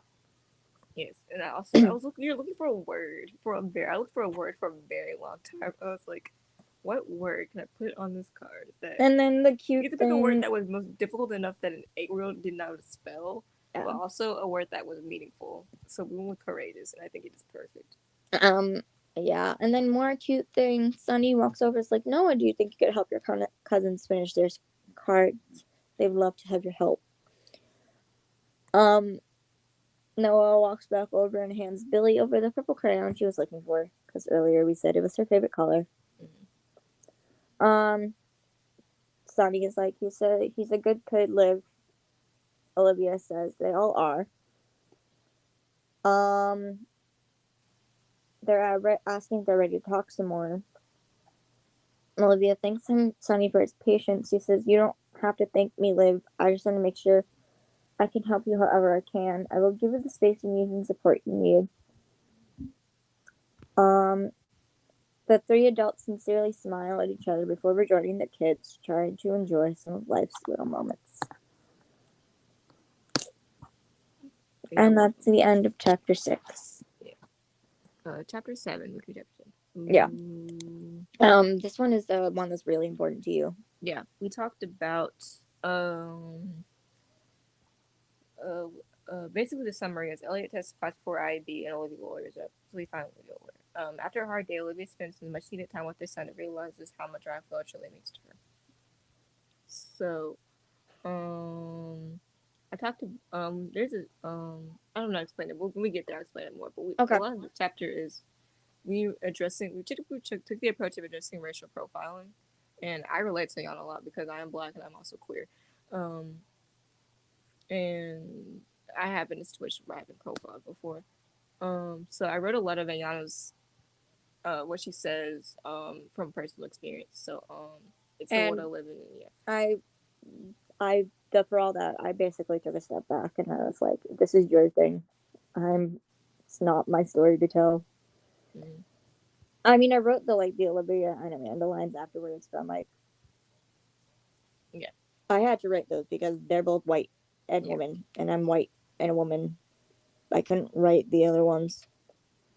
Yeah, it wouldn't be respectful of me to write it if I'm writing with you. Yeah, so. When we talked about it, so we did, and it's really when we get there, it's told in a very accurate, and I think it's done it really well. Oh, so yeah. So are we ready to start the chapter? Yeah. Okay. This is where we get the fun parts. Yeah.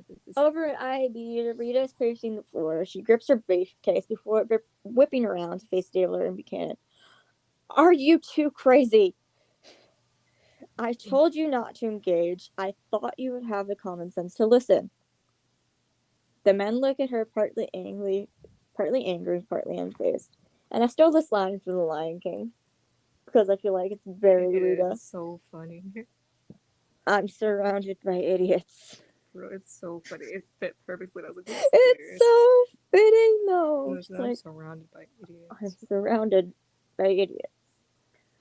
Yeah, then Buchanan, no. Yeah. Stabler's like, "Calm down." No, who's talking? Oh, I think Buchanan is Buchanan. Buchanan's like, he told her to calm down. He's learned the errors of his ways and it won't happen again. He looks at Elliot and he's like, "Right?" Yeah. No, it's like, even he gets a little sick, but he sticks through. Yeah. He's like, "I want to do my." Buchanan has his big ego. He wants to do his job, but look, he's getting tired. He'd be like, "Bro, you got it." So we get into this whole thing of holy crap, all the charges that Elliot's being charged with. Yeah. Assault of a police officer, attempted assault of a police officer, menacing and harassment. Yep. Basically he's telling all of the Curry's telling Stabler what happened. Yeah. That he grabbed her upper arm, grabbed her right wrist, and caused a hairline fracture. And Elliot says, "Captain Benson put herself in a position where she decided to confront me for the faults of her friend. She backed me into a corner and I had no other choice but to defend myself as she came at me." Curry's like, "She wasn't close enough to be a threat to you. She wasn't hostile in any way towards you." Mm-hmm. Elliot starts off at first. Captain Benson was upset with me for wanting to do my job by arresting the man who got a criminal back on the street because he withheld evidence.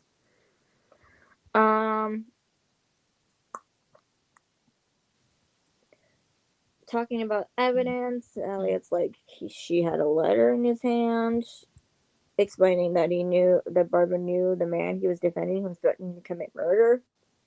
Mm-hmm. She was going on and on about this dream she had where she saw the letter, so technically she did have evidence all along, and then she told me.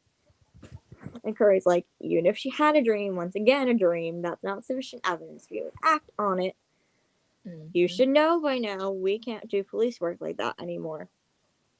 Also, kind of important to note the fact that Curry is also black. Yep. So her saying that and that being a thing that's been a theme for her for a while is important. And then we bring up the fact that Elliot thinks it's exigent circumstances.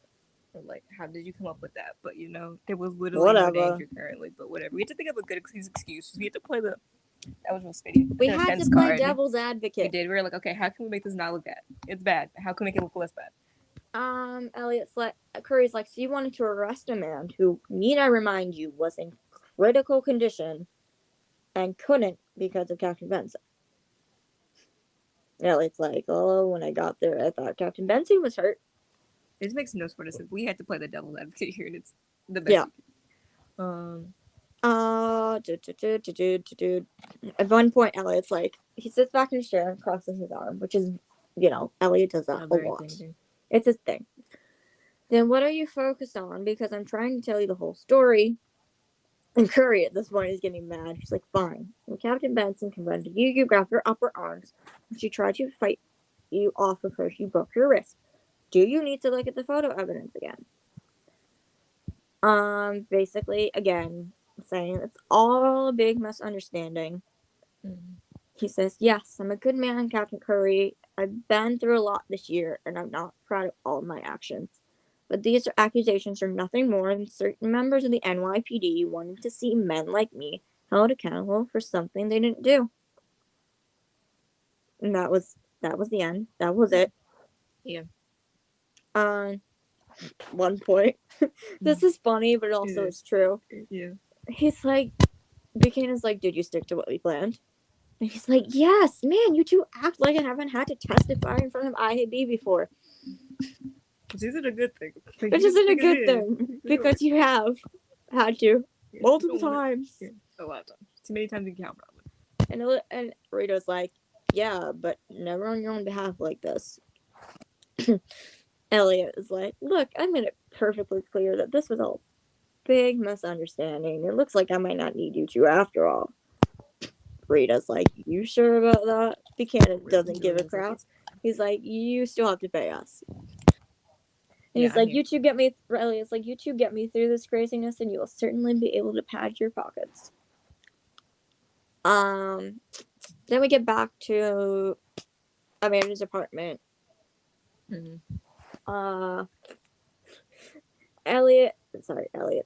Sonny gets a call from work. He says he can't hide the tears forming in his eyes. I'm so sorry, Liv, but IAB has decided to let Stabler appeal the charges in court. Again, he says, but I'll get you the best lawyer I can find. And Olivia's like, thank you for being upfront with me about this. I know this wasn't the news either of us wanted to hear, and I won't lie that I'm upset, but I'm ready to fight for myself in court, and I'm so lucky to have you on my side. I trust I'll be in good hands with whoever you choose. I trust your judgment. But Olivia's starting to question herself. She knew what Elliot was capable of and how he was going to try to manipulate a jury into believing he was a good cop doing his job. She was only getting in the way. And Sonny's like, I'll go make some calls. Amanda and Olivia's like to Amanda, what am I going to do? I have to testify in front of a jury, and what if they don't believe me? Amanda's like, I know this is scary, but you've been through so much in life. If anyone can do this, it's you. And we're all here for you. We can only hope that when he gets on the stand and he'll show his true nature. He can only keep up the good cop facade for so long. But that's the problem. He's held on to it for so long. What if the jury thinks it's who he really is? If we go up against him with the accusation, after Barbara basically put his violent vendetta on the stand, they'll think we're profiling him. Amanda says, Liv, I think there's only one person we can truly ask about that. We don't know what it's like to be profiled. Ayanna does. So they call Ayanna. They're on the first name basis now. Yeah. they asked Yana to come over to her apartment. Mm-hmm. And Olivia's like, with everything going on, especially after Wheatley's trial, I'm worried Elliot's going to claim he's being profiled for the NYPD and ask for his use of violence. And this is all you. Yeah, so Ayana, she looks at us side. Says the first day we met Saber, the Thursday we met, I should put a comment in. Saber threatened a witness essential to the case I was working on. I told him I knew nothing about his past and how he was as a cop. No, I knew. I can't read, so I knew about his extremely past. dyslexic. Oh, she said I told him I knew about his past and how he was a cop. He accused me of profiling him, and I'll tell you exactly what I told him. I told him he doesn't know a damn thing about being profiled. I do, and I can assure Sergeant Tutuola and even your former Chief Garland, I can tell you the same thing. Shouldn't have used a term he knew nothing about. So then, Amanda and Olivia focus more on what Ayana is saying, and she says he's a privileged white male cop who happens. He's a privileged white male who happens to be a cop and who thinks he can get away with everything because he is such. He doesn't understand what being profiled is. He never had people question his integrity or question if he's a trustworthy police officer, let alone a legit officer. He probably never even thought about being pulled over by cops or how hard it is to climb ranks as people of color, let alone as a woman. I can't even get justice for my own family without facing repercussions from other officers who can't deal with the fact that one of their brother officers did something wrong. But what about me? Do I even matter? Olivia and Amanda let Ayana's words sink in before responding. First off, thank you for trusting us enough to tell us this. And let me say, if we have given you any reason to believe that we don't see you and see that you're an incredible cop and an amazing woman, we apologize. The force is lucky to have someone like you on it. We need people like you because we have made mistakes in the past and want to fix them so we can protect and serve everyone as we should. And then Ayana says, "Thank you. I know, I know you. I know you and I have our differences since we had to work together, but I've learned from you too. Thank you for both wanting to listen and learn." And then she turns to Lydia and says, "I want to support you through this as well. Whatever you need, I'm here. Working together is how we get cops like Saber off the street. So how can I help you right now?" Right now, we're having some trouble finding a lawyer. Creasy's been making calls, but hasn't had any luck because he's going to be a witness for us. We have to pause. Yeah. Because when we wrote this and we did our information, we did not know what kind of lawyer this person was. No. Then Cannon told us we were wrong. And we're like, well. Oh, well. It's too late now. Change it now. We have ideas of how to make it correct for Cannon. Yeah, but we have a question on it, so we've kind of just left it. Yeah, so we're hoping to maybe fix it for Cannon, possibly.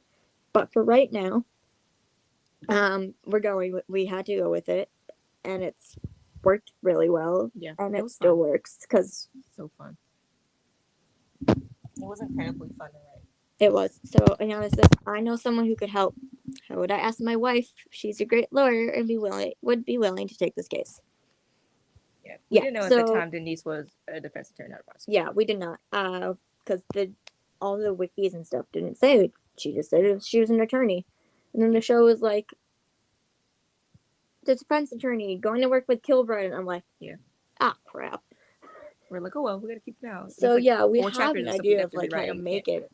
But yeah, because I mean, Rita has been a defense attorney for as long as we know, and she did like prosecution stuff or like helped SVU pro bono. Yeah. So it is a possibility of that happening. Yeah. Also, the Barbara became a prosecution, and then became a defense attorney, meaning Denise could do the same thing. Yeah. Or also, if you wanted to take it the other way, on the mothership, Price used to be a defense attorney, now he's a prosecutor. Mm-hmm. So, point of that is, for our story, we can make it the fact that right now she's a prosecutor, and for later we can make her the defense attorney like Cannon says she is. Yeah. We keep going. We basically just need to. Sonny comes back. He's like, "I'm sorry, I've called just about everyone I can think of. We already have pretty heavy caseloads. Olivia's like, it's okay, we found someone. Ayana's wife, Janice Bullock, she's calling her right now. When she gets here, we'll tell her what's going on. Sunny's like, that's great. I know the kind of cases she takes, and I think she'll be in our corner. Yana says, come back, and it's like, my wife is coming. Mhm. Everybody meets. But nobody's meeting her wife yet. Yeah. No one's So acting honestly, soon. right now we don't know what's happening. So Yeah. Ooh boy. Denise is like, it's a pleasure to meet you all. Now, Ayana mentioned you might have a case for me, but I'm a little confused as to why Counselor Carisi isn't taking it. Carisi says, as much as I would have liked to take that case, I better serve as a witness here. And they start explaining what's happening. Yeah. Olivia's like, I guess I should start from the beginning, but I should also tell you who you're prosecuting. Elliot Stabler. Denise is like, yeah. Because in canon, Denise isn't fully happy with how much support and time and energy her wife is giving to Elliot's problems. Yeah. That's the start of their relationship problem, wasn't it? Kind of just. Yeah, great. Oh, great. So Elliot's broken up 2 relationships? Oof, not two. Definitely. Oh, man. Oh, boy. Great. I never thought about it like that till right now. Oh, boy. Because that is where the Belloc's problem started. Like, they're like, Denise is worried that Ayana is getting too wrapped up in Elliot's problems, and it's going to be her downfall. Yep. And technically, like, Elliot and Ayana were both investigating, like, Kilbride and Webb and all that. Yeah. So, I mean, it's 2 different things, but technically, they've been having issues for a little bit. Starting, like, with Stabler and then going towards Kilbride. Yeah. A lot of things compiled rather quickly, and it just caused problems. Yep. Anyway, Denise says, I knew that man's temper was going to be his downfall. What did he do? And Olivia shows her cast, the bruises, and fingerprints. And she's like, oh my god. Olivia explains everything about the case and the dream and Barba and it's at the hospital and what happened and how her wrist got broken. Yep. And Denise is like, I'm Captain Benson, I'm so sorry. Olivia, it's like, I wish I could say that was all he's done, but it's not the first time he's put his hands on me. And Ayana and Denise are both like, it's not. Olivia's like, all Elliot thinks is the fact that he can go away with an apology.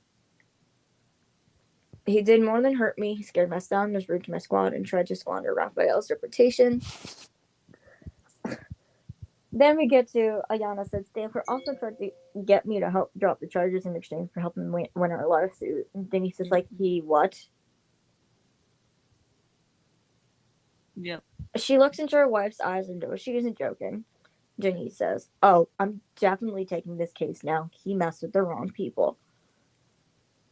Captain Benson, from here on out, you got one more person in your corner.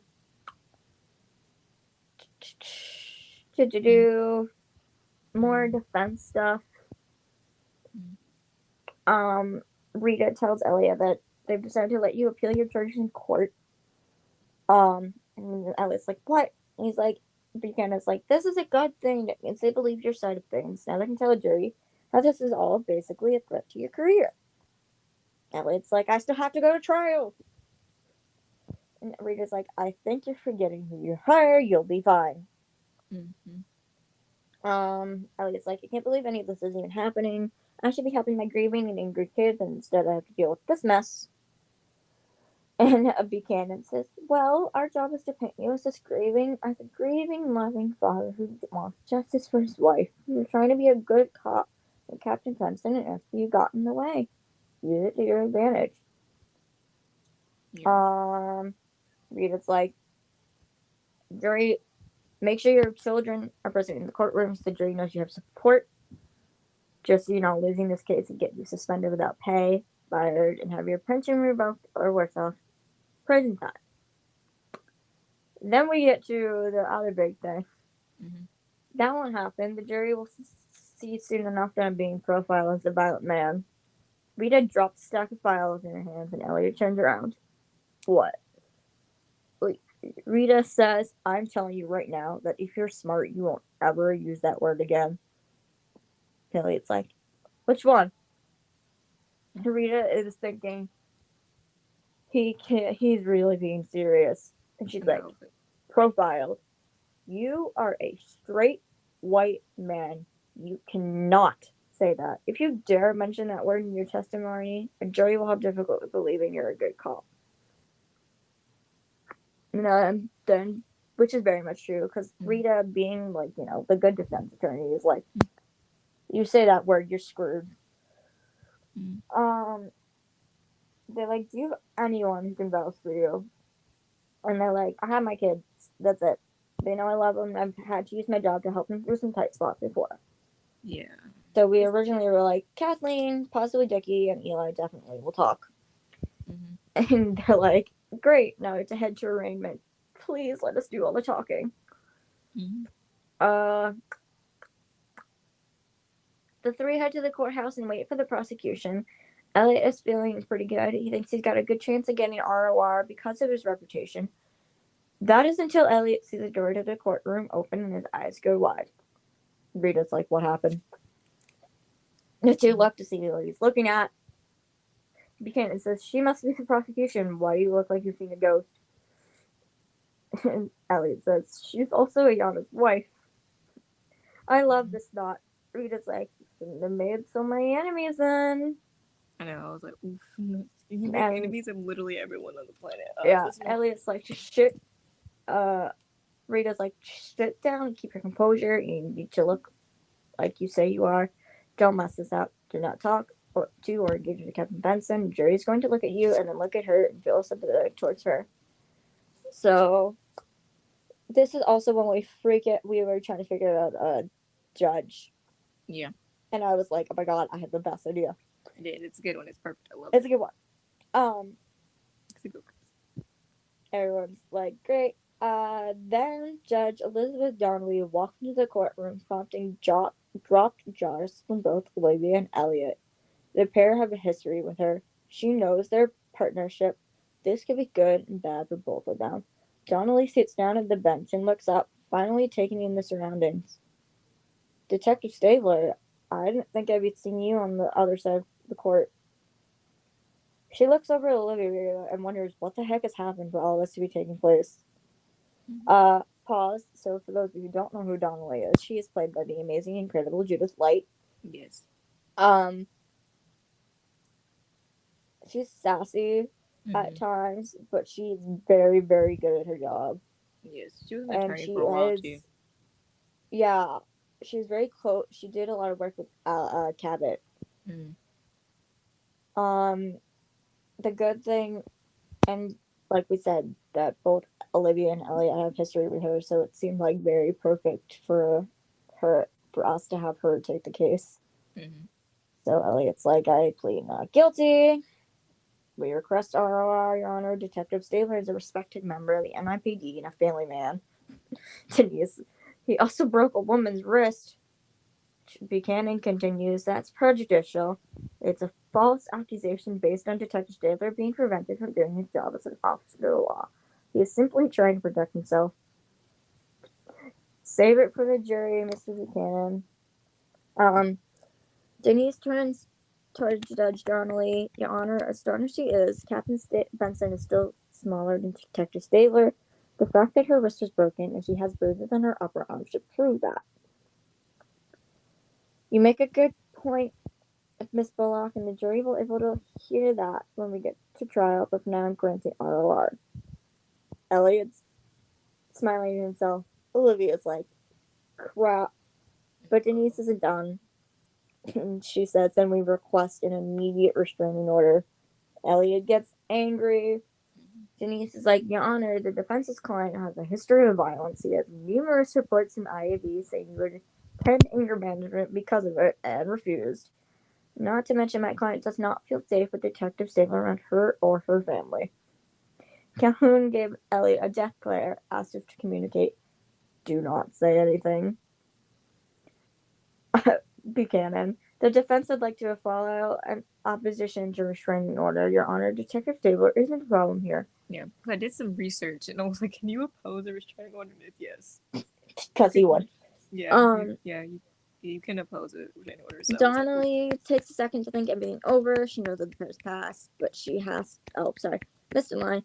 Your Honor, it would be in the best interest for both parties if Detective Stabler stay away from Captain Benson. He has proven what he's capable of when he's angry. And then Donnelly takes a second to think everything over. She knows that the pair is passed, but she has to focus on what is being presented to her now. She looks at Denise and says that the request is granted. Detective Stabler, you're not to come within 150 feet of Captain Benson or her family, or you will lose your ROR. Is that clear? Arraignment ends. Yada yada yada. Olivia notices Elliot making a passing glare at her before walking out with his lawyers close behind. She starts to tense up. And Finn is like, are you okay? And she said, no, I'm not okay. Elliot looked over to me like he did earlier when he walked over to me in Yana's office. He doesn't realize I'm scared of him. Everyone stops as this is the first time Olivia has said that out loud. Sunny and Finn look at each other and share a sad, knowing glance before taking a step back from Olivia to give her space. And Denise says this is exactly why I asked for the restraining order. Captain Benson, if he dares to break it, you call me or Yana immediately and we'll take care of it. Sunny, Liv, I'm so sorry you're feeling this way. If there's anything specific you need from me or Finn to help you feel any safer, please let me know. And she's like so appreciative of the guys. Mm-hmm. It's true. We go on and on about how much Finn and Sunny really mean to. Yep. Liv, Amanda says she's gonna take her home. Olivia's thinking like she doesn't want to burden her friends, considering they have their own lives and families. And she's like thinking of possibly going to see Dr. Lindstrom. Olivia goes home and sees Noah. She's like, Mom, Noah, Mom, I know you had a busy day, but can I show you something? And she's like, of course, honey. And me forgetting that this is technically kind of around Christmas time. Yeah, it is. Noah it would be like so People versus Richard Wheatley takes place on December 9th. So it's like December 12th or something like that. It's not that many days. Yeah. Something like that. So Noah takes a picture of his back and he said, we had some free time today, so I drew you a picture. It's you and me when we opened Christmas presents together. I wanted to try and cheer you up. Olivia puts the drawing on the fridge. We decide to have them play Legos. Yeah. Because it's canon. We know Noah loves Legos and it's very cute. This was cute. This is something you came up with. I did. He's like, this Lego set that you make Arctic animals. It's a reference to that Noah makes a penguin is because Rolls Esparza's favorite animal is a penguin. Yeah, that's why it's that is why that is thrown in there. And I love this. I think I did this one, but I'm not sure. You did. Noah's like, which one do you want to make, Mom? And she's like, how about a polar bear? Grrr. Noah laughs and she's like, you're silly, Mama. And then Noah helps Olivia build the polar bear and then the penguin. And she's like, she felt her heart burst watching her son work really hard on the creation. And when he was done, Noah yelled, we did it, Mom! Yeah, it's so cute. In my head, it's just the cutest thing ever. It is very cute. Because we know Noah's still like 9, like almost 8 or 9. But like, I don't know. He's still a kid. Yeah. I work with kids around that age. And they're still very like excited about talking about their parents. Then Noah's like, can we cuddle? Are we allowed to do it with your cast? And she's like, yes, you just have to be gentle. Then we get another song. Yeah, this one you picked. Song. It is My Little Love by Adele.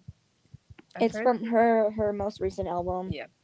I heard this song randomly, I think on like my Spotify playlist or something, and I was like, oh, this song, I'm gonna cry.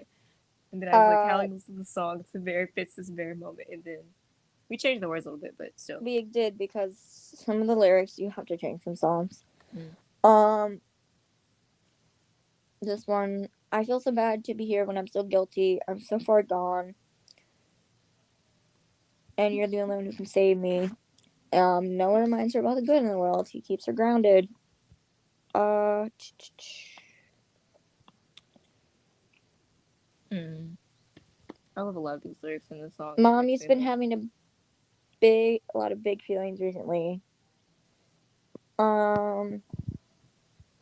Like I'm a bit confused. I don't know, and I feel like I don't really know what I'm doing. because we listen to this And song, like, her Adele's son is talking also back to her when she's talking to yeah, this. so it's super cute. And at one point,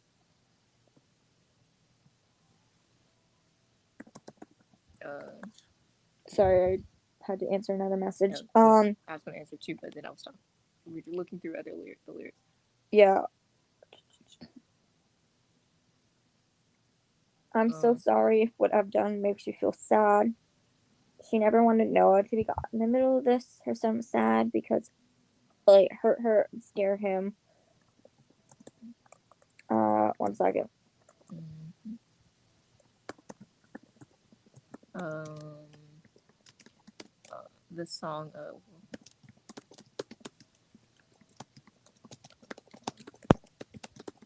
something else I was gonna point out at the beginning, before that, that's really cute in the song where she says, "Do you love me?" Her son says, "I love you 1,000,000%." And I was like, "That's so cute." And I don't recognize myself in the coldness of the daylight, so I ain't surprised you can read through all my lies. Yeah, And I think that's a lot of like Noah's very intuitive and very smart. Like he probably knows something is wrong yeah. as much as Olivia tries to not show him her emotions. This is the end. Near the end. I feel like today is the first day since I left him that I feel lonely, and I never feel lonely. I love being on my own. Um, I feel a bit frightened. I might feel like this a lot. This is like, and then she like brings Noah to bed. Um, and she's like thinking of like everything that's been going on. Uh,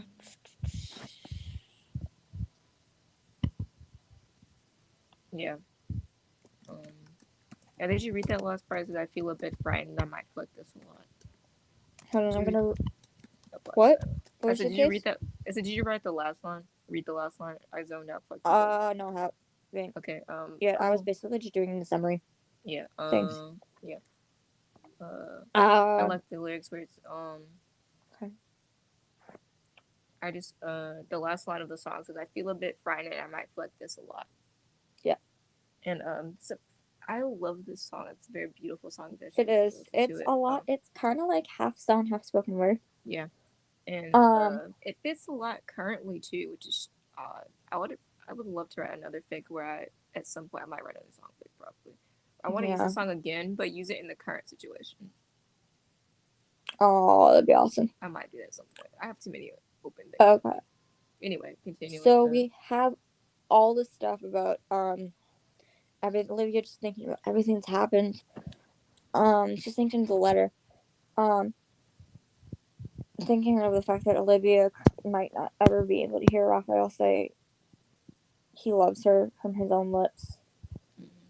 Um, and we both thought of this, and we're like, we should do it.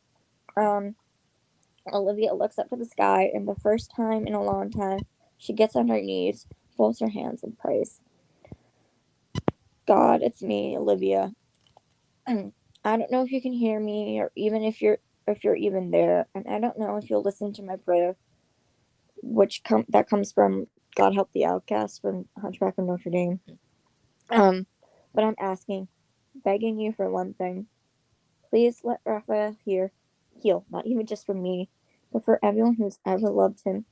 He has changed our lives, and he says the world wouldn't be able to go on without me, but the world wouldn't be able gone with him. The world needs more men like Raphael Barba in this world to combat all the horrid things we see every day. Raphael reminds people there are still good men in this world. So I guess what I'm saying is please don't let his life go to waste because he has so much more to give. He brings light, love to all the people he meets. He has heart for people that most people don't have. I hope this doesn't sound selfish, but he means so much to me. He's helped me become the person I am. Raphael said that about me once, but I never would be the person I am today if I never met him.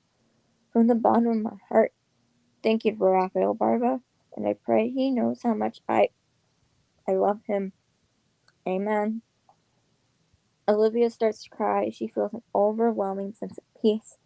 Something pure washed over her. Maybe someone was listening after all. Yeah, that's that. I almost cried again. I forgot we wrote this part. Oh. And then we looked it up, and we found out Raphael's name actually means God is healed. Mm-hmm. Yeah. It's very emotional. It's very emotional. We were going for 2 hours. So we've been recording this for 2 hours. We had 3 chapters. You still there? Yes.